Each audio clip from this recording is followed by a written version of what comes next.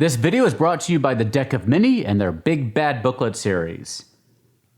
Hello and welcome back to the Gallant Goblin. Today we're taking a look at the Lost Omens Legends book for Pathfinder 2nd edition. Many thanks to Paizo for sending us a review copy. Paizo releases a number of different kinds of books for their games. This one is in the Lost Omens series of setting books that flesh out the land, the history, the culture, and the people of Golarion. These books are released quarterly. Lost Omens Legends is a who's who of Golarion, as well as a history book detailing the major events of the last generation or so, and how history was impacted and shaped by the people in this volume. Here's a list of everyone included in this book. 43 different heroes, villains, and those whose true agenda may still be somewhat shrouded.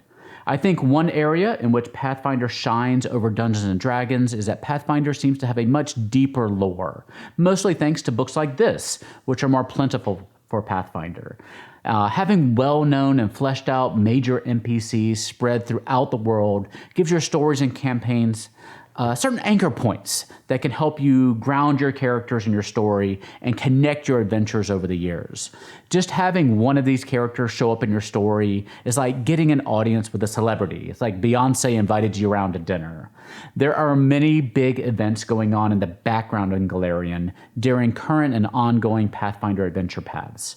While your characters are toiling away at their own goals, major conflicts and societal changes are happening all around them. Including these and the people behind the scenes pulling the strings and pushing on the fringes of society can give your world just much more context and flavor. Your players will feel like they're really rooted in a real world that they're able to influence, and that's continuing to go on even no matter what they do. Now, many of the events detailed in this book are from previous adventure paths, and they assume a certain ending to those paths. So, if you played through those adventures in your ongoing campaigns and things turned out differently, it may affect some of the material in this book. Those connections to adventure paths are noted for each entry so you don't miss anything. And if you are currently or plan to play one of these older adventures, you may want to glance at those sidebar notes so you don't accidentally get spoiled for your Pathfinder 1st edition adventures. Now let me give you a quick example of how these major events detailed in this book are used as context for current stories, even ones releasing today. Not so long ago, Absalom was placed under siege, and the person in charge of the city's defenses, Winsall Starborn, offered freedom to any slaves in the city who were willing to fight to protect the city from the invaders. Thereafter, Starborn saw to the abolition of slavery throughout the city and in neighboring nations. Now, this is the backdrop for the new standalone Pathfinder adventure released today called The Slithering. You can see our review of that one by clicking the eye in the corner of your screen. In that adventure, the city of Kibwe in the Mwangi Expanse is dealing with unrest among its entrenched slave trader class after they recently followed Absalom's lead in freeing their slaves. For more information about The Slithering and that background, go ahead and watch our other review. Now, in the broader world, this conflict over slavery can bring you into conflict or alliance with a number of NPCs detailed in this book, including Abigail Thrune II, Queen of the Nation of Cheliax, which holds a sizable halfling slave population. Or you may meet with Andira Marusek, the leader of the nation of Anderon, who has dedicated her life to the fight of abolishing slavery throughout the Inner Sea region. And none of these important people exist in a vacuum. They all have connections to each other, which are detailed in this book as well. There are even handy little charts like this to help you navigate these connections.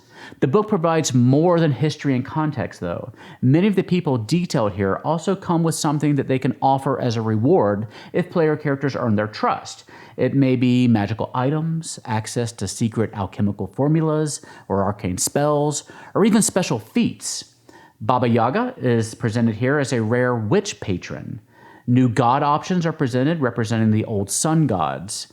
There's a new archetype if you'd like to be a member of the Bright Lions organization, making you part revolutionary warrior and part undercover spy trying to free the massive temple city of Mazzali from oppression.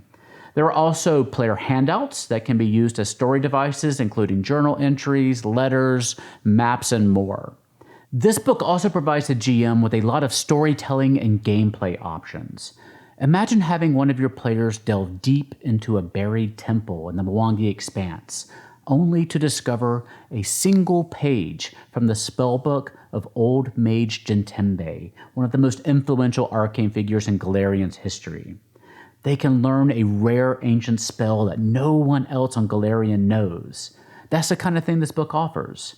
For players, it can give you a deeper knowledge of the world so you can create characters that have more roots and beliefs and culture.